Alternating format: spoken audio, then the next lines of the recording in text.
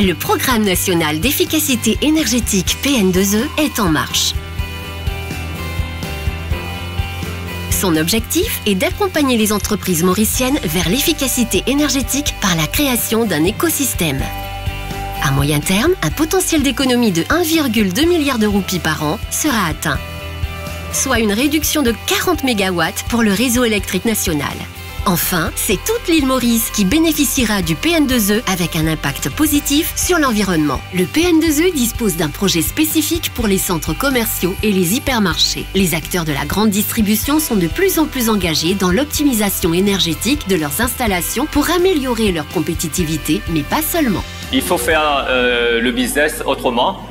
C'est vrai qu'on tout business, on cherche la rentabilité. Mais je pense qu'il y a aussi le facteur environnement à prendre en compte parce que je crois que l'environnement, c'est l'affaire de tout le monde. Mais je crois que si tout le monde s'y met, on peut avoir un impact considérable par rapport à l'ensemble de la planète. 4 hypermarchés et 2 malls ont répondu favorablement à l'appel à la candidature du projet PN2E Grande Distribution lancé en 2015. La facture d'énergie de ces 6 entreprises représente 91 millions de roupies par an. Autant dire que l'enjeu en économie d'énergie est primordial. La facture d'électricité pour les 2 magasins Monoprix Bagatelle et Cascavel, ça représente une fourchette de 45 à 50%. Pour nous, à Monoprix, on est très soucieux de l'environnement. Le centre commercial fait partie du groupe PNL et on est très soucieux de l'environnement. Le centre est appelé à revoir ses installations car nous allons faire partie du grand projet Mokar Smart City. L'hypermarché fait en lui-même 6500 m², mais l'ensemble du bâti fait 25 000 m². De ce fait, il faut qu'on puisse prévoir un système de climatisation adapté justement à toutes ces fréquentations-là, qui s'élève à environ 5 millions de visiteurs par année. L'assistance technique du PN2E a visité les 6 entreprises pour écrire les cahiers des charges. Par la suite, un appel d'offres est lancé pour recruter des auditeurs spécialisés. L'entreprise bénéficie alors d'un audit énergétique cofinancé à 60% par l'Agence française de développement et de l'Union européenne. La composante de formation est prise en charge par la HRDC.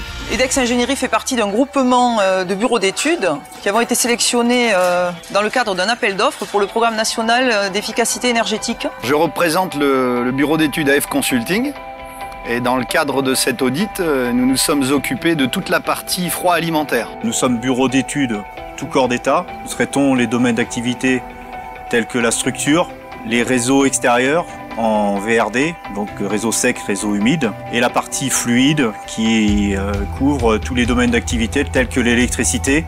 Ça a été de s'intéresser à la climatisation, à l'enveloppe du bâtiment, à la ventilation et aux cuisines. Les auditeurs commencent par une phase d'instrumentation pour mesurer et suivre la consommation énergétique. L'analyse des relevés ainsi que les discussions avec le personnel de la maintenance permettent de construire le rapport d'audit. Donc en dépit du manque de documentation et de plans sur les différents sites, nous avons été très bien accueillis par les entreprises qui étaient demandeuses de toutes ces investigations et de toutes ces préconisations.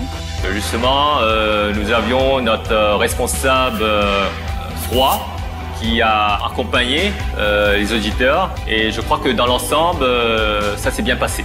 Nous avons commencé à équiper tous les sites de capteurs, de tors de mesure, de façon à pouvoir relever sur une période donnée les différentes consommations des équipements.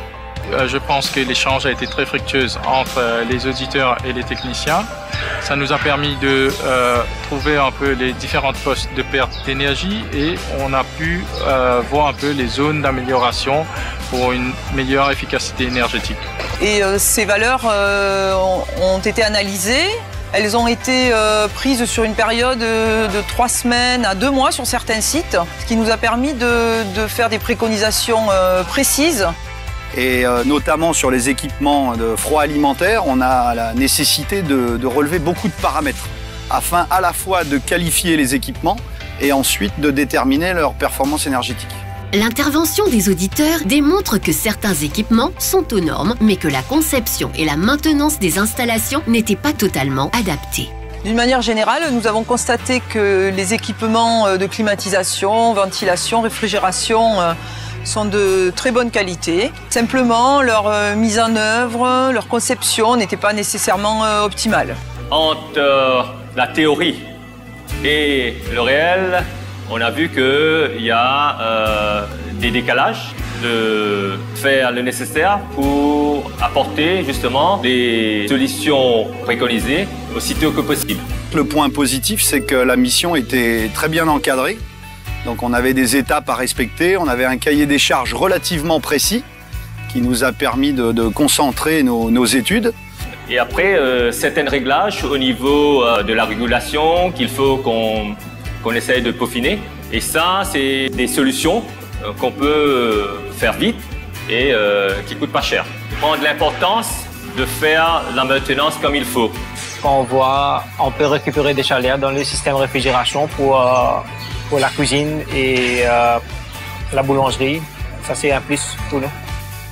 Des améliorations étaient nécessaires au niveau de l'automatisation et gestion de nos climatiseurs. Suite à ces études et analyses de données collectées, les rapports sont restitués. Cette restitution a donné lieu à une phase de formation collective qui sera utilisée comme un outil pédagogique pour les participants, suivi d'une restitution individuelle dans chaque entreprise. Donc la restitution, elle a porté sur quelques bases au niveau des énergies. Et puis, on a présenté notre démarche pour que l'utilisateur final puisse bien comprendre comment on était arrivé aux résultats qu'on allait lui présenter. Également, dans la formation, on a eu des résultats, des audits qui ont été faits. C'est par rapport à ces audits et préconisations que nous comptons amener le projet à bout. Nous avons également proposé des solutions communes pour la maintenance, pour améliorer la maintenance, établir des plans pour le suivi et le management de l'énergie. L'auditeur nous avait proposé de faire d'économie jusqu'à 30% sur certains postes. Il nous a montré plusieurs endroits où on peut faire mieux et où on peut économiser beaucoup de choses. Et les retours d'investissement, ça va être d'ici dans 9 mois. Le rapport fait mention de notre adhérence à des normes comme le ISO 50001. Ça nous a aussi recommandé d'améliorer notre système de comptage d'énergie. Grâce au PM2E Grande Distribution, les bénéfices directs de ce programme seront de l'ordre de 23% d'économie sur les factures énergétiques des participants. Le projet de Super U FLAC, c'est un projet exceptionnel. Tout d'abord, en termes de développement durable, à Maurice, c'est le projet le plus abouti. À part la ferme photovoltaïque, on a d'autres composants qui fait que justement ce projet soit un exemple pour les entrepreneurs à Maurice.